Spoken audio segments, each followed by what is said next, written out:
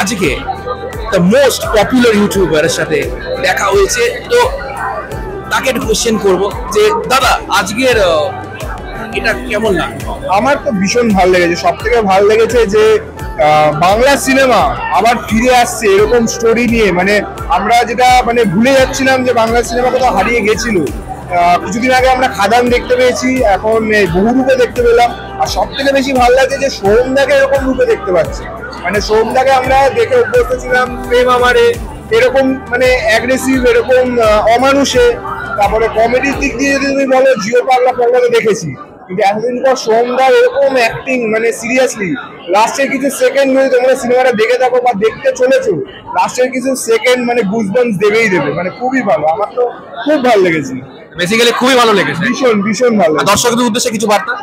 দর্শকদের উদ্দেশ্যে একটাই বার্তা দেবো যে কিছু শেখার আছে সিনেমাটা দিয়ে। মানে বহুরূপ নামটা মানে সিনেমাটা না দেখলে তোমরা বুঝতে পারবে না। মানে অনেক কিছু শিখতে পারবে যে একটা মানুষের, যে আমার পাশে যে ও আমার পাশে দাঁড়িয়ে রয়েছে, ওরও যে একটা রূপ আছে, আমারও যে আমি কথা বলছি আমারও ভেতরে যে কতগুলো রূপ আছে, এগুলো তোমরা সিনেমাটা দেখলেই বুঝতে পারবে। Thank you so much. Thank you. Thank you so much.